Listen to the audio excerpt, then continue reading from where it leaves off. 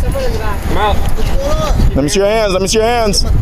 Police are in the middle of hunting down a wanted serial killer, living inside the very van where he killed his latest victim. Go back over there. Oh, what's that? What's that smell? 24 hours before this confrontation, officers discover a brutalized body of a woman with seemingly no evidence left behind that could connect anyone to the case. The victim is still unidentified, and we're taking a shot in the dark. Maybe you've seen her. Everybody's seen him around, but nobody really knows him, as far as I know. Yeah. When I found out Michelle was dead, dog, and you gonna ask my boss man, it killed me.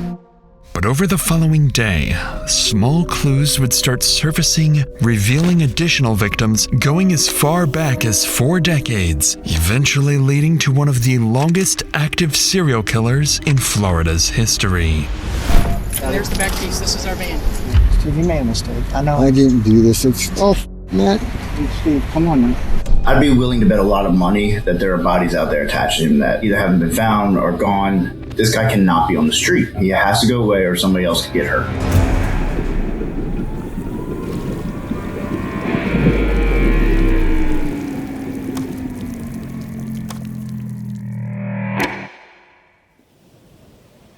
It's around 2 p.m. in Marathon, Florida. Near Vaca Cut Bridge, families enjoy a quiet afternoon until just off the side of the road, a fisherman notices a strong, overwhelming odor. As he steps closer, he sees something so gruesome, he immediately calls 911. Within moments, Florida officers arrive, and it wouldn't be long before the entire lake area would need to be evacuated.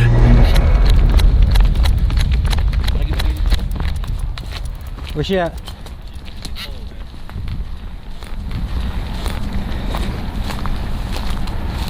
$5112, rigor setting.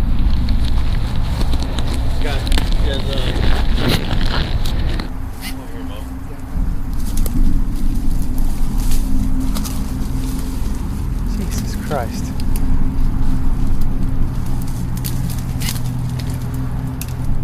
On the ground lies an unidentified woman, unclothed and already beginning to stiffen. From what officers can tell, she's been here for several hours.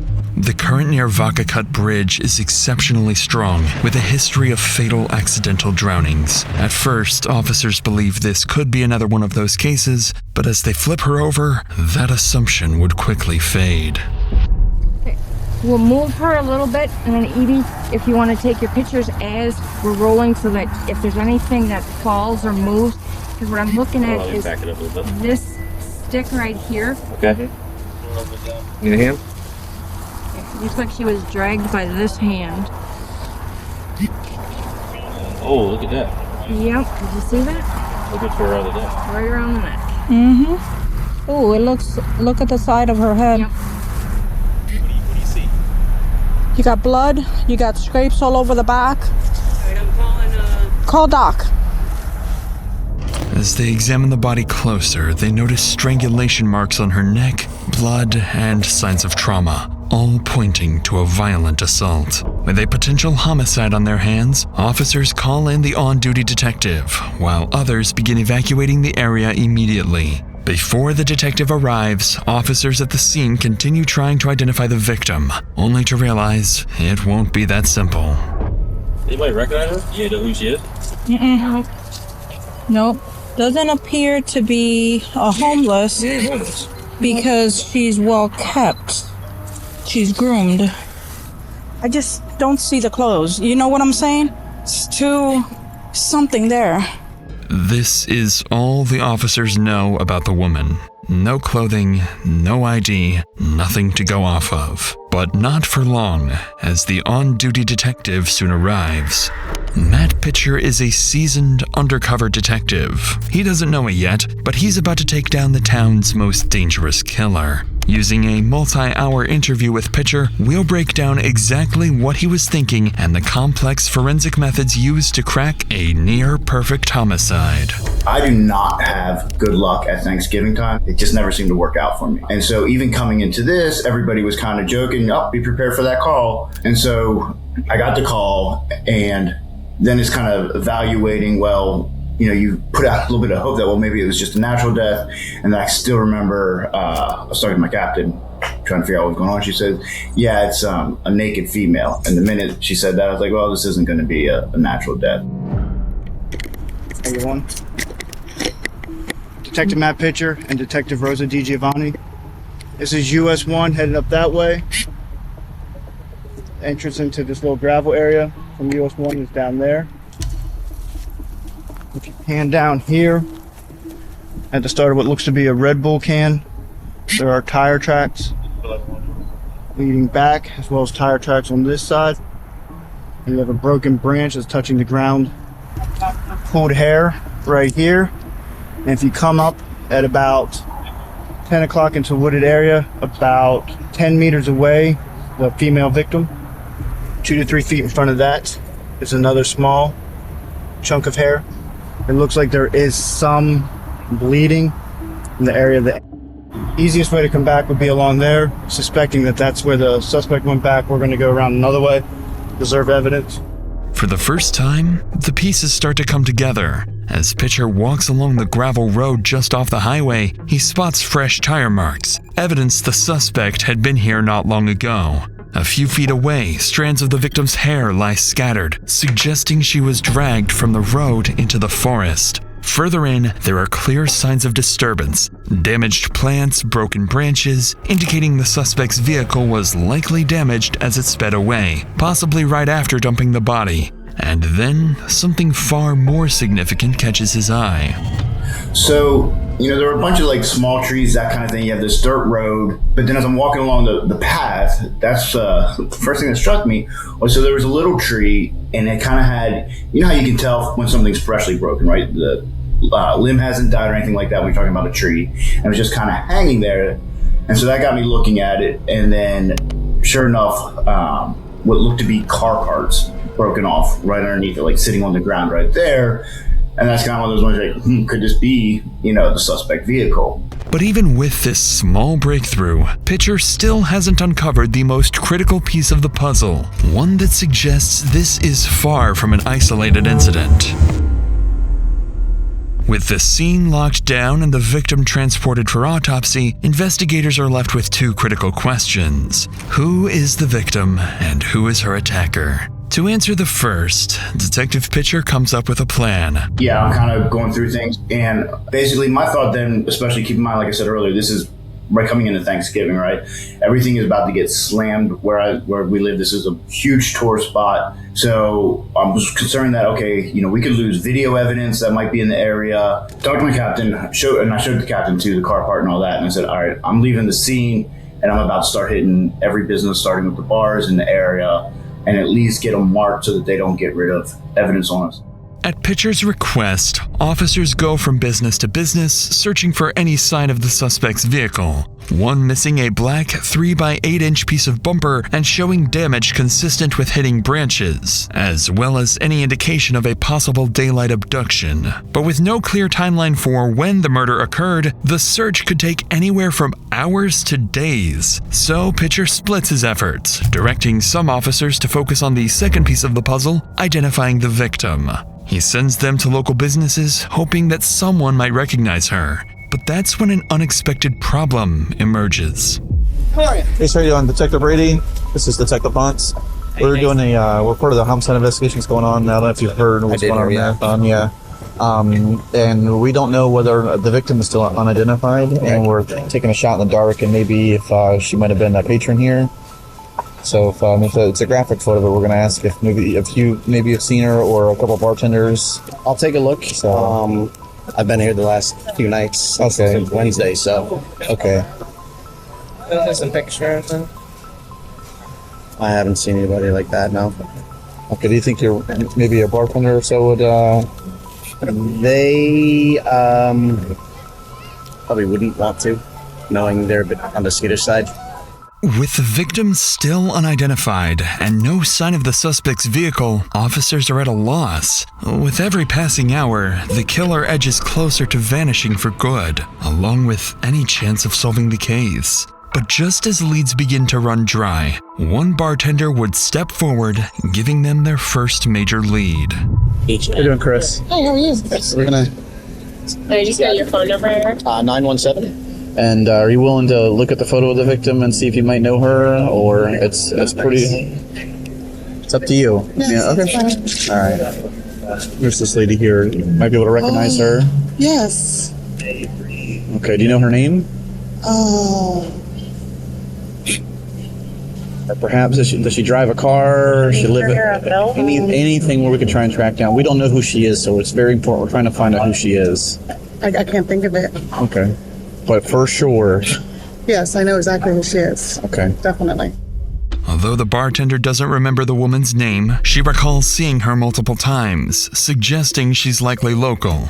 And then another bartender approaches. She recognizes the victim too, but still can't provide a name. However, she remembers something else. She had seen the woman working at the Sunset Grill restaurant just a few miles away. With this new information, officers quickly wrap up and rush to the restaurant, realizing they may be moments away from answering one of the case's biggest questions.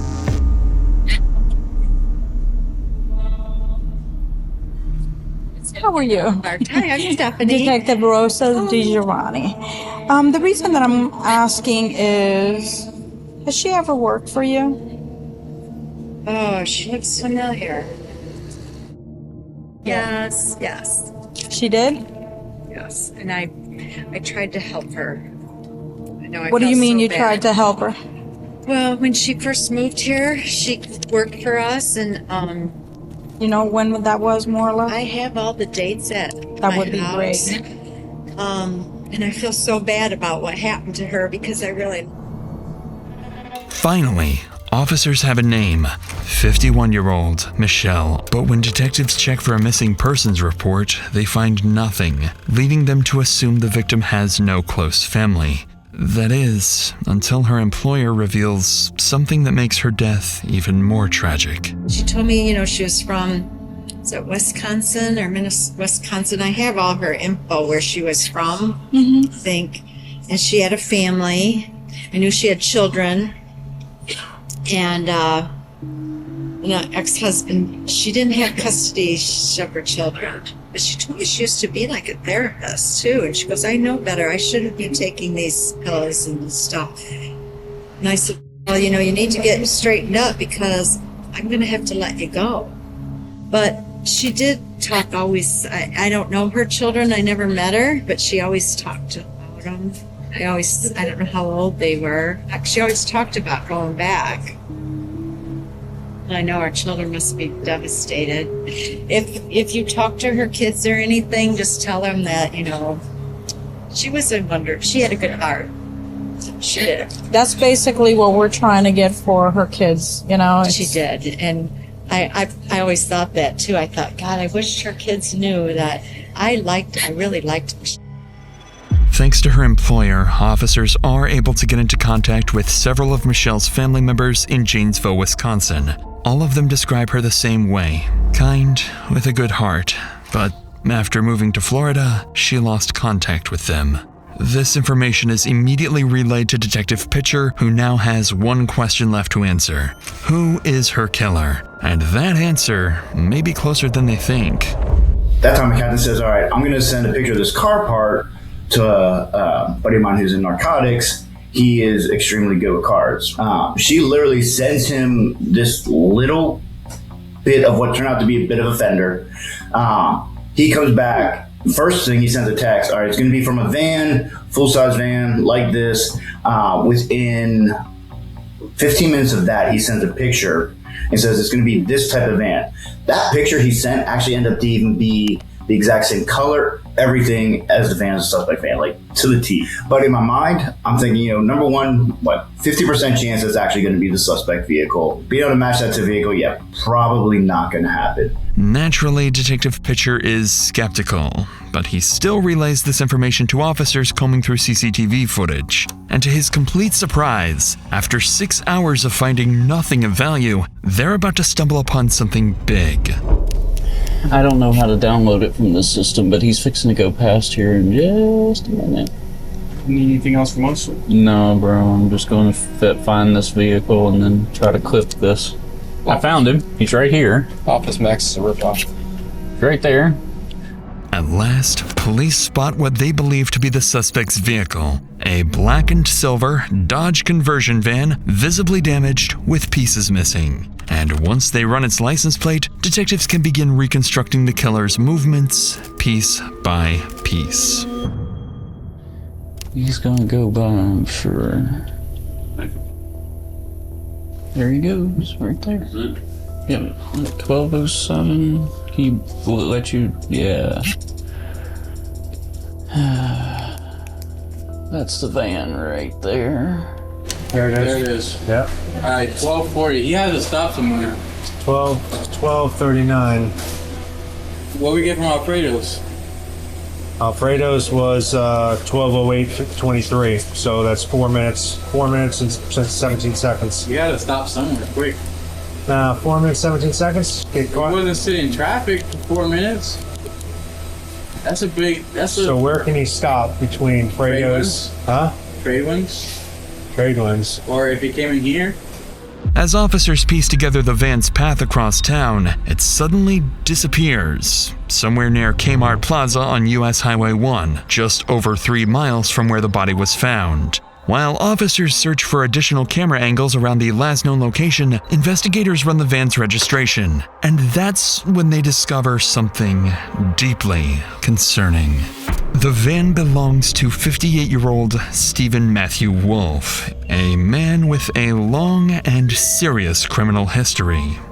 Obviously, the one thing, I can't remember if it was a juvenile record that was sealed and they had to go a little bit further to find it out or whether they grabbed it, but he had a murder at a young age. So immediately I have someone getting on the phone for me and contacting that police department. Let's get details on this and fast.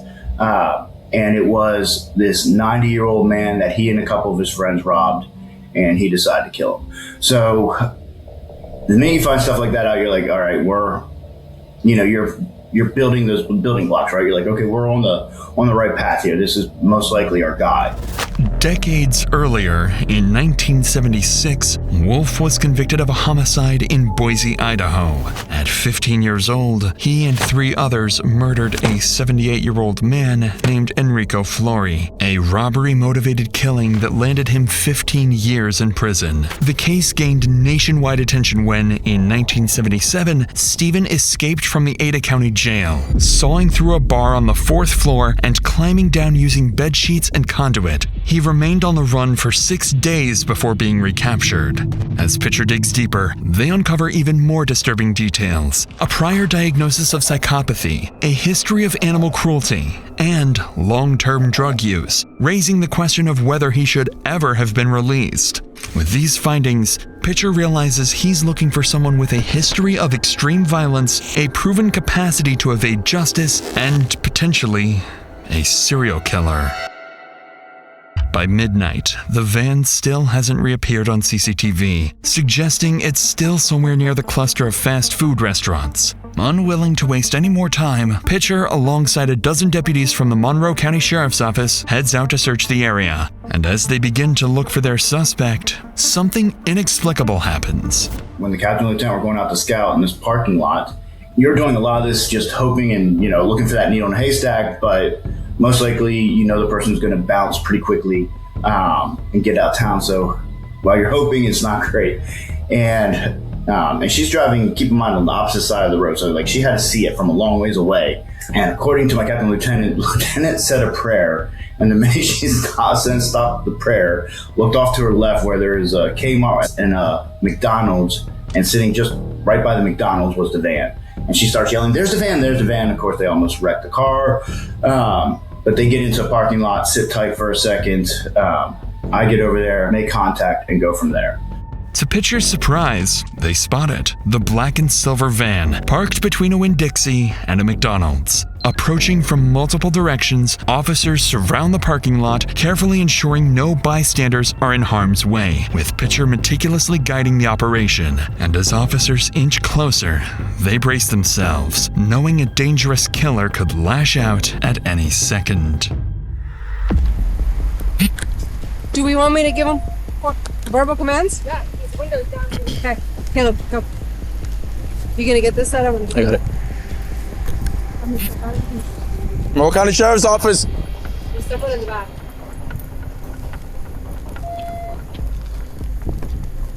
Monroe County Sheriff's Office, come up with your hands up.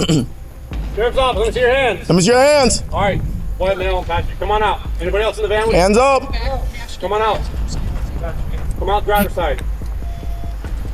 Sir, just drop whatever you're doing. Come out. Come out. Let me see your hands. Let me see your hands. Don't reach around. Don't reach around. Just let me see your hands. Come out of the van. Okay. Go back towards the back of your van. Anybody else in the van? No.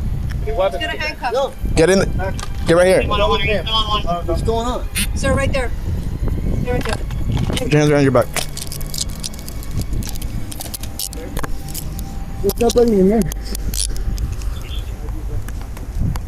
What's your last name? Wolf. Wolf? Yeah. Stephen Wolf. Yeah. What's I got your my birthday? teeth. 92460. 92460? Yeah. Is 1960. this vehicle registered to you? Yes. To the officer's surprise, Stephen doesn't resist. Instead, he's calm, almost unusually so for someone being arrested without explanation. After placing him in a patrol car, officers begin inspecting his van when something immediately stands out. Oh, come here.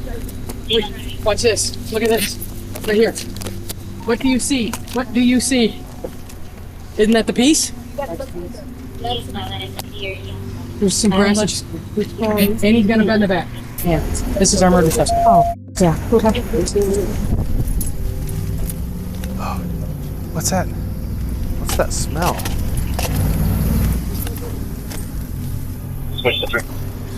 This is him. Okay. It's him. Hey, do me a favor. Yep.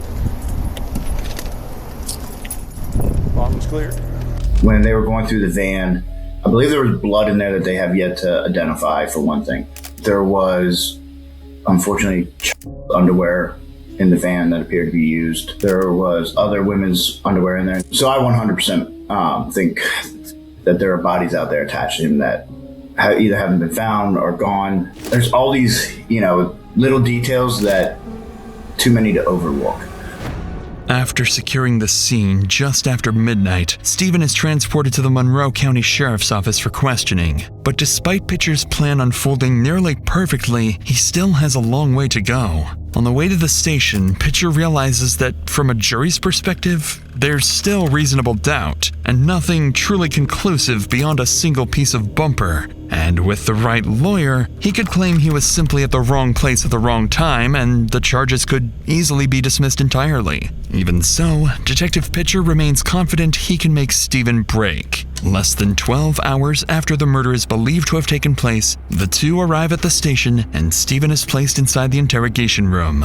Both Pitcher and Stephen have been in these situations before, and each of them believes they have the perfect plan to outsmart the other. But before we get to that, after a long day at work, all I want is a good home-cooked meal. But finding the time to scroll through recipes, figure out what to make, and then go shop for everything, that never happens, and I end up making the same few things on repeat. But that changed when I started using HelloFresh. With over 80 global recipes to choose from every month, no two meals have to be the same. And the best part, I don't need to stress over what to make or run to the store for ingredients. Everything is already planned out, pre-portioned, and delivered straight to your door, with easy-to-follow instructions so the cooking itself is actually enjoyable and stress-free. If you're like me and you want to make eating at home feel exciting again without the hassle, HelloFresh makes that a whole lot easier. I use it, and you should too, because nothing hits like home cooking. Go to HelloFresh.com/DrInsanity10FM now to get 10 free meals and a free NutriBullet Ultra Plus and a 2-in-1 compact kitchen system, a $189.99 value on your third box. Free meals applied as a discount on the first box, new subscribers only, varies by plan. Must order the third box by May 31st, 2026. With that said, let's get back to the video.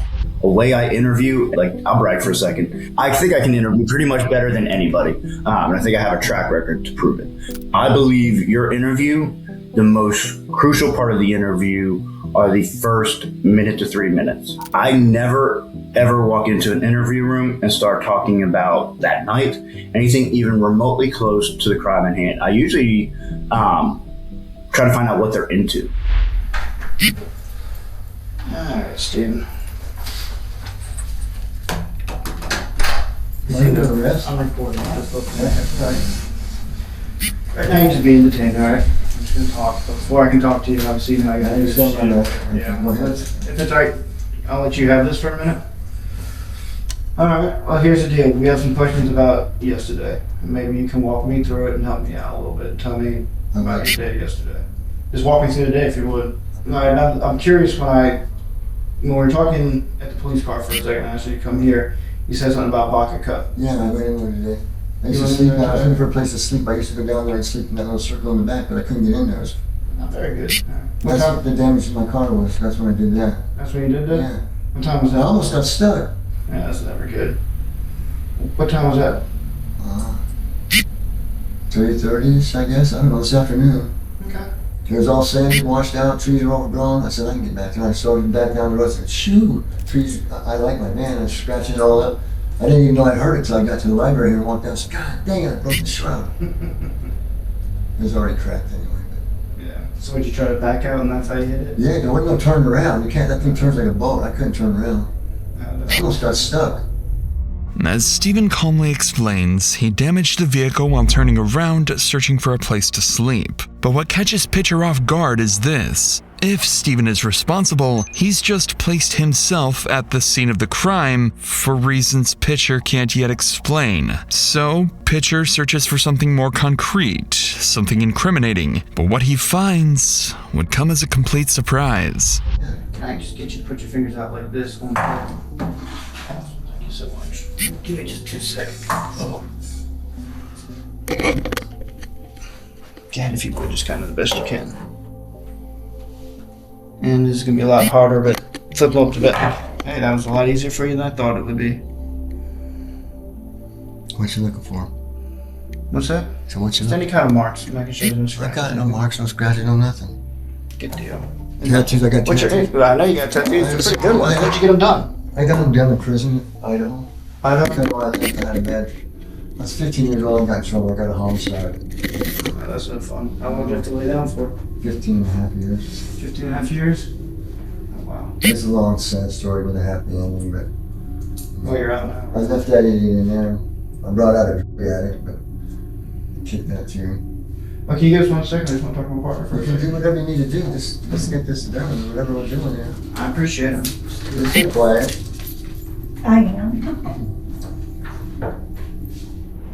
Baffled by the lack of scratches on Stephen's hands, Pitcher pauses the interrogation, fully realizing the evidence they have so far is insufficient for any breakthrough, especially after learning this is far from his first run-in with police. For now, there simply isn't enough to charge him, so Stephen remains in holding. Investigators know time is against them. By tomorrow, they need something concrete because without it, they won't be able to hold him much longer. But little do they know, Stephen is already preparing a strategy for their next conversation, one he believes will let him walk away completely free. The next morning, with Stephen still in custody, Detective Pitcher begins receiving tips from multiple Marathon residents, each claiming to have vital information. By approximately 10 a.m., officers are dispatched to follow up on every lead, hoping one of them holds the key to the case. And it wouldn't take long for police to realize Michelle may not have been the only target, and Stephen may not have been the only suspect. Okay.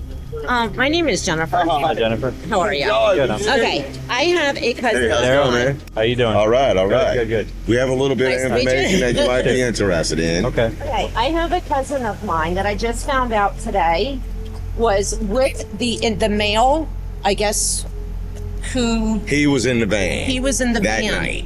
All right, go ahead. Hey, Greg. Yeah, how you doing, sir? Hey. So what happened today was I went to the house. I saw Frankie there and everybody there, and I said, hey, you guys should have been Frankie goes, yeah, he goes, I was in his car the day before. He gave me a ride to, I guess, down the store or something like that. I said, wait a minute. I said, Frankie gave you a ride? I said, you were in that van? He goes, yeah. I said, because your fingerprints are probably in that van, Frankie. And I said, if you don't go talk to somebody. They found a fingerprint. Exactly. And that's not going to look good for you. Afraid of being implicated, locals begin coming forward, bringing new information about Stephen. They reveal he wasn't alone the night before the murder. Just hours before the woman was killed, he had been driving around town with 2 other people in his van, and one of them is about to show up to speak to the detective. Hey, Tracy. How are you? Good. I'm sorry. Everybody knows me here. Yeah. Except the rookies, of course. Well, I don't know you. So you were in the van with Frankie and... Yep, he come up to the library. I asked him if he would take us to go to the store so we could get something to drink. Okay. Is what the hell was said. I've known him for a little while now. Oh, okay. I never thought that he would do some off the wall, excuse my language, like this. Yeah. Okay, I am shocked. I am floored, all right, to be honest with you. Right. What if this happens to me? It Yeah, we could don't have want it to been. happen to anybody. And that's All right. why I want everybody to come together and we can Well, get like I told one of the deputies that knew me, I said, listen, I'm fixing to either sleep over here at the library or else I'm gonna sleep on y'all's doorstep over here. Thanks to Tracy, officers are now able to piece together Stephen's movements leading up to the murder. But before the detective leaves, Tracy would go on to mention one more name: Terry, a close associate of Stephen. Officers immediately recognized the name. After confiscating Stephen's phone, they discovered a 5-minute call with someone named Terry just hours before the murder is believed to have taken place. Looking further into his background, they also realized they've spoken to Terry before in connection to a sexual assault case, making him a potential suspect alongside Stephen. Within the hour, they arrive at Terry's house, but from the moment they approach him, something feels off. And unlike the others, they would have a much more difficult time getting Terry to talk. Hi, how are you? No, I just need to talk to you about Michelle. Please. Please. We know you didn't do it, man. No, you didn't do it, honey. We heard you're friends with her, that's all. And we just want to talk to her friends. I put down a cross for her. Did you? I know. That's all. We just want to talk to her friends, man. That's it. No, listen, Terry. We just want to see. When was the last time we saw her, Terry? Man, come on. No, Terry, I ain't got listen. nothing You're to not. say. No. Yeah, you're not- because I done been through this with you before when they tried to get me. Terry, let me talk. You don't have to talk to you. I'm not saying And that. Michelle close to me. I don't want to talk. Terry, just listen for a second. Terry, just listen for a second, man. Listen for a second. I'm not listening. Listen, all we know is that last time Michelle was saw was on the 17th. We're trying to track down her timeline, man. If you cared about her, wouldn't you want to help us? Man, you can't tell me who I cared about and all that. I'm not talking. You guy who did it, I don't even want to talk about Michelle, bro. Okay, I'm not trying to be mean, but I know how y'all do. Just like with the man, when I didn't do it. So no, I ain't shit to say, man. Go on. When detectives question Terry about Michelle, it's clear he doesn't trust them and has no intention of cooperating. But then they change their approach, mentioning something designed to make him think twice. So did you know Stephen? I don't know nobody. Really? Why'd he call you then? I don't know. Really? Because you talked to him for like 5 minutes on the day he murdered her. What? On the day what? You talked to him on the day he murdered Michelle for like 5 minutes. I don't give a what you say. Okay? Okay? But I talked to him and all this. I don't care what you say, miss. I don't really care what you say either. The phone records prove you it. talking to me? I don't care then. So what did you talk to him about? Dog, I don't know what you're talking about. I don't even remember talking to him. You don't remember talking to him? Listen, Okay. miss. The dude didn't like Michelle. He always threatened her. Me and him got into it over her. Okay? Michelle was a close friend. If you go down there underneath the Backcut Bridge where she supposed to got killed or whatever, I put a cross down there for her. I appreciate it. Honestly, you seem like the first one that we've talked to that's really cared about her. Okay? Okay. I didn't like Wolf. Okay? Why not? What you mean, why not? I mean, He always threatened her, man. He was always threatening her? Every time I seen them, they was fighting, fussing. Were they in a relationship? I don't. Listen, miss. Michelle stayed in his van. She used to sleep with this guy in his van. I used to get mad when she used to be with him. I'm not on no streets. I changed my life after that shit with And I talked to Wolf 5 minutes before she got killed. All that shit, that's bullshit. Okay? But for anything, if I can get my hands on him, I hurt him. Finally, once they get Terry to talk, detectives uncover a direct connection between Stephen and the victim. Michelle had allegedly been staying in Stephen's van, and Terry makes it clear he didn't approve of the two being together. Now, detectives realize the man in front of them may be the key to incriminating Stephen once and for all. That's all I'm saying. If you want to know the truth, Terry, you just helped us a lot in being able to make that happen. But I'm still saying, B, the guy, she used to sleep around with this guy. Okay? This guy used needles. She told me that he tried to get her to shoot dope one time. Okay? Him and Michelle done had altercations. Okay? Yeah. When I found out Michelle was dead, dog, and you gonna ask my boss man, it killed me. You know what I'm saying? I am sorry for your loss. Okay, it's not my loss. It's just that she was a friend. Your loss. She was a friend. And she stayed on the street, man. And I done been on the streets. But for his Wolf, if I had a way to put my hands on him, I would. All right. Okay? Listen, seriously. And if you could look up the phone records of any law where I was talking to him, you can't see but me cussing him out. Hey, Terry. You. Thank you, Terry. Seriously, thank you. Seriously. And I did that girl, man. Thank you. As Terry breaks down, detectives begin to believe he's telling the truth and that he is indeed one of Michelle's few genuine friends. After wrapping up the interview, they return to the station and relay their findings to Detective Pitcher, who, for the past 12 hours, has been sleeplessly studying Stephen's profile when he uncovers something interesting about Stephen's experiences in jail. Talking about his time in prison, things came out that, number one, he has a hatred for women. Somehow I think it stems from his mom, but I still can't quite place it. He went into great detail with me about when his mom was sick, how she couldn't do anything. And like very disturbing that a normal human being, normal person in a conversation isn't going into detail about these kind of things. That's a red flag. Obviously there's a lot of in prison. He goes, I figured out a way around it though.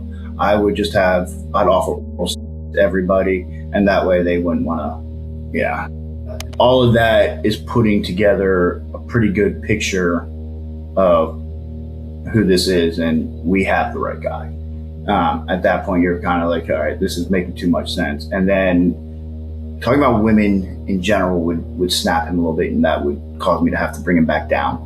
But even with this unusual finding, Pitcher is only beginning to understand the twisted mind he's dealing with. What he does know for certain is that this isn't Stephen's first time, and that by now he likely has a plan he believes will let him walk free. And if Pitcher wants to get anything from him, he needs to build a bond, gain Stephen's trust, enough to make him confess. So that afternoon, Pitcher decides to change his approach. He asks Steve to step outside, offering him a cigarette, a small gesture, but one that would have monumental effects on the investigation. Because when the two step outside, Stephen begins to break.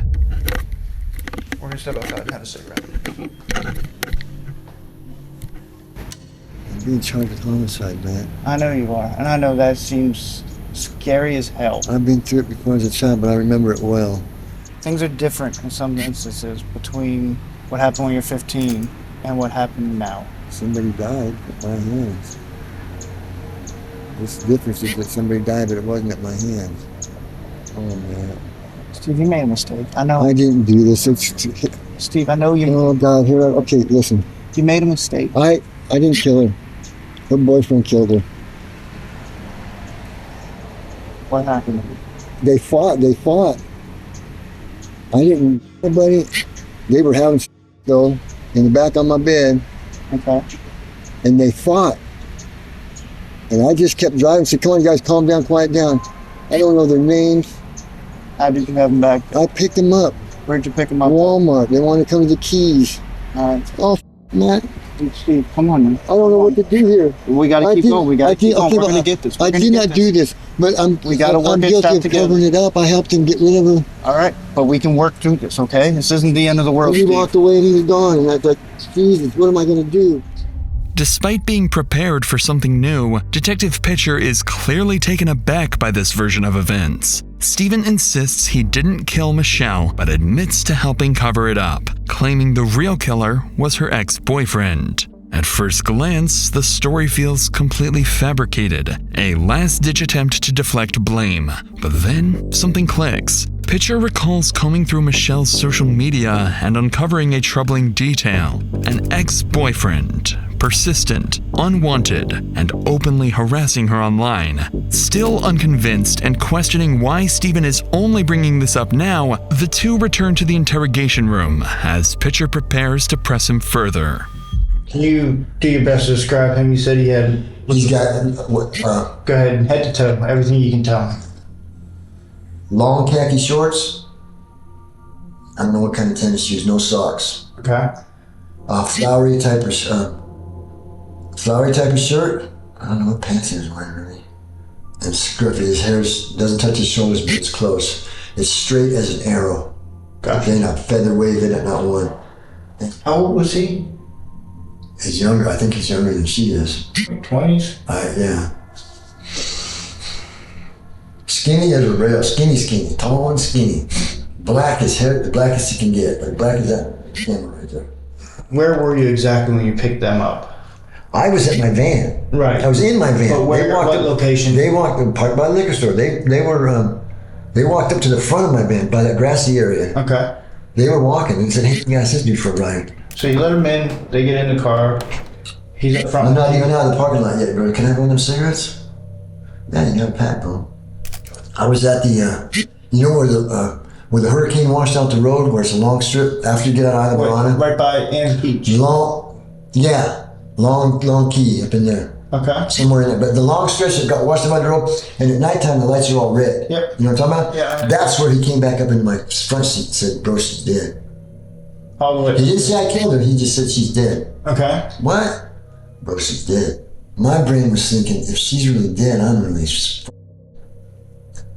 call the police. Yep. But he's right there next to me. Call the police. And I didn't pick up the phone. And I pulled down in there. I can't go very far. And you said it was your idea for vodka cut? I was thinking, I gotta get rid of this. I gotta get rid of both of them, but I gotta get her out of here now. And he jumped out. He pulled the door open. He pulled her out.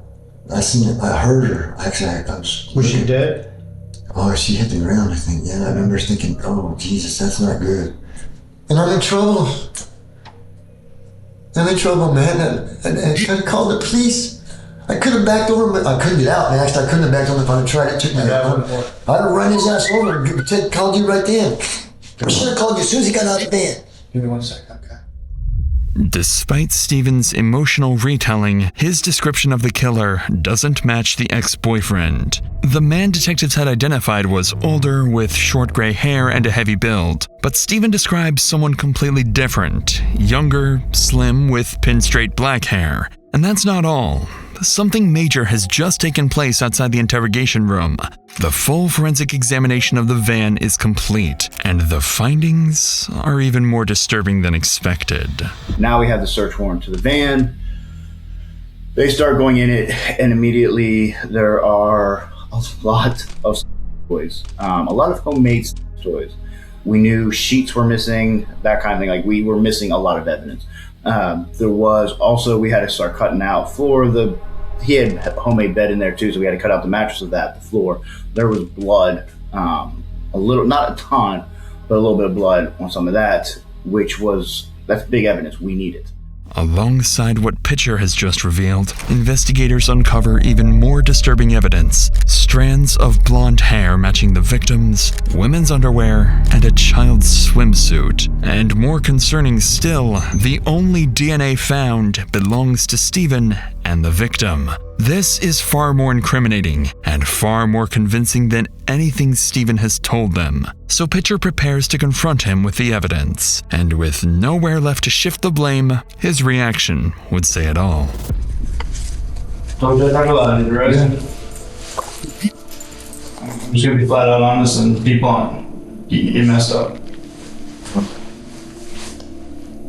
This is inside your van. That's our victim's hair, Steve. Steve. No. This is the victim's underwear. No, it's not. What is it? And Steve, you missed some blood. You missed under... I didn't do that. You missed cleaning up the blood on the cushion under the sheet. Steve, I'm telling you, I'm not lying to you. I hear you, I understand. Okay. This is your chance to be honest. I've been honest with you. I have been honest with you. That's not the victim's hair, that's not her panties. Well, tell me about those panties. God,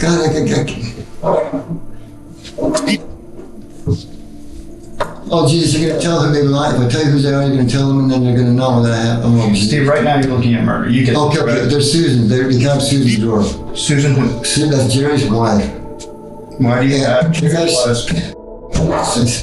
sometimes. I with them once, and they were dirty, and I put them in there. Okay. And the hair? I don't have no idea. And the blood under there? I don't know what to do. I don't know anything about it. There's no blood in there that I'm aware of. Other than those. I'm telling you there's blood. I mean, this is overtime. Okay? So now I'm not primary, I'm a suspect. So I don't know, okay. Steve, I'm gonna put this as bluntly as I can. Test it all. I'm gonna put this very harshly. You murdered her. I did not. This shift in the detective's demeanor clearly catches Stephen off guard. Up until now, he believed Pitcher was someone he could trust. More than that, Pitcher believes the bond between them has gone beyond a typical detective-suspect relationship. One of the disturbing parts of the interview, which this just made me mind it, is I put my hand on his shoulder at one point. Like, one of the phrases I used with him a lot that, once we had that real comfortable level was, this isn't an if type situation. This is, I need your why. What happened? Like, you're obviously a good person. Why did this happen? And so at one point, he was getting worked up, sad-wise, that he knew he was in trouble. And I put my hand on his shoulder, and he goes, yeah, I don't let people put their hand on my shoulder because of prison. And so I immediately took it off and said, I'm sorry. He says, no, I like it when you do it. And I was like, that was one of the key moments. I was like, okay, well, he's now looking at us being in a relationship. He has feelings for me in terms of that. He was putting me in his mind in an awkward position to have to testify. Like, I don't know if part of him thought that I had feelings for him and that he was putting me in an awkward position, making me testify against him. I've never even come close to having anything like that happen before. As Pitcher explains, this unusually strong bond is both beneficial and detrimental to the investigation. Although Stephen appears to want to be honest, he seems afraid of hurting Pitcher's feelings. But unbeknownst to Stephen, that bond is entirely one-sided, because Pitcher is about to confront him with even more evidence he failed to cover up. Can you explain the blood on the cushion under the sheet? No. My leg, I guess, but that's not going to cut it. I know. So, I'm going to go to jail for homicide? I will check with the state attorney, but as of right now, I'm afraid that's the most probable. Oh, geez, guys, I'm not the guy. What? Okay. Can I, let's backtrack. I understand this does not look good. Because you were at the crime scene. We have you at the crime scene because you wrecked. Yeah, and then you didn't report the wreck, but there was minor damage. I get that. I have an issue there. Then we have you come into the library using a dumpster where there's blood in the dumpster, and you told me you put trash there. Yeah. And then we search your van, which you say nobody has been in that van besides Tracy and Charlie. I think and that was a couple days ago. Yeah. And the hair doesn't match that person. I don't know what you guys are talking about. Apparently, all this secrets of events was because I came back down here. So I swear. And the worst part about it is that you're convinced that it's me. What is that? More panties. In my van? Let me see that again. Her bikini bottoms.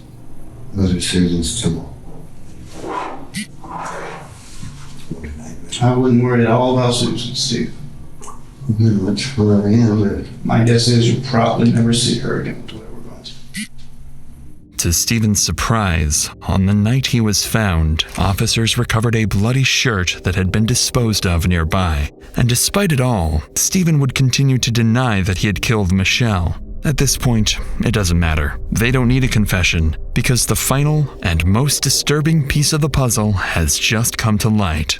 When they were going through the van, there were some of the toys were probably 8 inches to 12 inches in diameter. So it was, again, very, very horrific. And I think they ended up finding her DNA on a couple of those, and that's probably what helped to cause her to bleed out. The strangulation was probably most likely not what killed her, but that he would strangle her, let her in and out of contact, just torture is the best way to describe it. Just awful. Based on the crime scene and the horrific autopsy findings, in 2023, Stephen Matthew Wolfe was convicted of first-degree murder, 2 counts of battery, and tampering with evidence. And in the end, he was given the only fitting sentence for his crimes. That's kind of, I think, what did him in. That's that whole situation where he knows, even in the interview, he brings up the death penalty and that I'm going to get the death penalty for this. So maybe the first time in Florida, if not, it's only been 1 or other 2 times where every member of the jury believed he should get the death penalty. Even though, yes, obviously he's a very horrible person, it's also always weird when you know that it was your testimony and your doing that is going to end this man's life. So it's a mixed bag in that sense. Even the things like the touch on the shoulder, as dumb as it sounds, that to him, that's, oh, this guy cares about me, He really does like me, as crazy as that is. You mentioned that there could be more victims tied to this guy. Do you personally think that he could be like a serial killer with more unsolved murders connected to him? So I 100% think I'd be willing to bet a lot of money that there are bodies out there attached to him that either haven't been found or gone. He was a homeless guy who lived in this van. And you have long periods where you can't even say where he's at. He was skeptical on telling us other locations, kind of thing. Everything just pointed. We even had, when they were going through the van, I believe there was blood in there that they have yet to identify, for one thing. That didn't come back to either one of them. There was, unfortunately, underwear in the van that appeared to be used.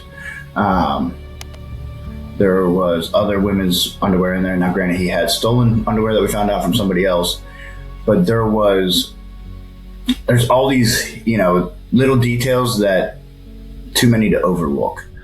As Pitcher finishes recounting one of the most disturbing cases of his career, 6 years after Michelle's murder, he is now retired. But the weight of what he uncovered leaves behind questions that were never fully answered. In terms of this type of crime and the brutality, this one head above all the rest. And I've definitely had some interesting ones in my career. I'm in the process of writing a book. Actually, I did undercover work that I can say legitimately nobody else has done. First year, I spent 2 years with the mob and then was asked to infiltrate a domestic terror group. Had everything from being interrogated for 8 hours to shooting with a psychopath who I was positive was going to kill me one day and who also happened to be my best friend and hated police more than anybody. But I did prevent the bombing. Credited with saving over 100,000 lives. Out of all the complex investigations Detective Pitcher worked on, Stephen's case continues to linger. And as of late, April 2026, Stephen remains on Florida's death row, refusing to tell Pitcher whether there are any other victims. And with an execution warrant potentially right around the corner, that answer may die with him.